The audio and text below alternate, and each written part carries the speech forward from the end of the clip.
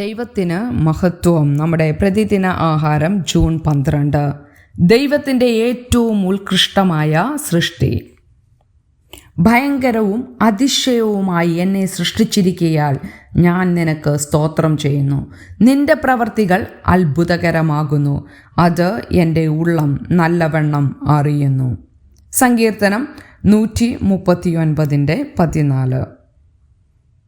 മസ്തിഷ്കം എങ്ങനെ പ്രവർത്തിക്കുന്നുവെന്ന് മനസ്സിലാക്കുന്നതിൽ ന്യൂറോ സയൻസ് വലിയ പുരോഗതി കൈവരിച്ചിട്ടുണ്ടെങ്കിലും തങ്ങളിപ്പോഴും അത് മനസ്സിലാക്കുന്നതിൻ്റെ പ്രാരംഭ ഘട്ടത്തിലാണെന്ന് ശാസ്ത്രജ്ഞർ സമ്മതിക്കുന്നു. മസ്തിഷ്ക രൂപകൽപ്പന, അതിൻ്റെ പ്രവർത്തനത്തിൻ്റെ ചില വശങ്ങൾ, പരിസ്ഥിതിയോട് പ്രതികരിക്കുന്ന നമ്മുടെ ഇന്ദ്രിയങ്ങളെ സജീവമാക്കുന്ന, ചലനങ്ങൾ സൃഷ്ടിക്കുന്ന, വികാരങ്ങൾ ഉൾക്കൊള്ളുന്ന പ്രദേശങ്ങൾ എന്നിവ അവർ മനസ്സിലാക്കുന്നു.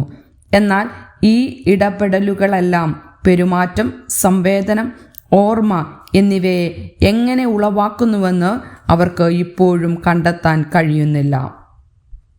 ദൈവത്തിൻ്റെ അവിശ്വസനീയവും സങ്കീർണവും ഏറ്റവും ഉത്കൃഷ്ടവുമായ സൃഷ്ടി മനുഷ്യൻ ഇപ്പോഴും ഒരു സമസ്യയാണ്. മനുഷ്യ ശരീരത്തിലെ അത്ഭുതങ്ങളെ ദാവീദ് ഊന്നിപ്പറയുന്നു.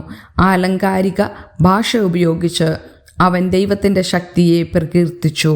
എൻ്റെ അമ്മയുടെ ഉദരത്തിൽ നീ എന്നെ മെടഞ്ഞു, ഭയങ്കരവും അതിശയവുമായി എന്നെ സൃഷ്ടിച്ചിരിക്കയാൽ നിന്റെ പ്രവർത്തികൾ അത്ഭുതകരമാകുന്നു.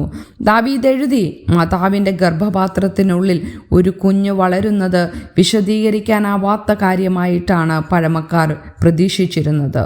മനുഷ്യ ശരീരത്തിൻ്റെ അത്ഭുതകരമായ സങ്കീർണതകളെക്കുറിച്ചുള്ള പരിമിതമായ അറിവ് മാത്രമേ ഉണ്ടായിരുന്നുള്ളൂ എങ്കിലും ദാവീദ് അപ്പോഴും ദൈവത്തിൻ്റെ വിസ്മയകരമായ പ്രവൃത്തിയുടെയും സാന്നിധ്യത്തിൻ്റെയും മുൻപിൽ ഭയഭക്തിയോടും അത്ഭുതത്തോടും നിന്നു.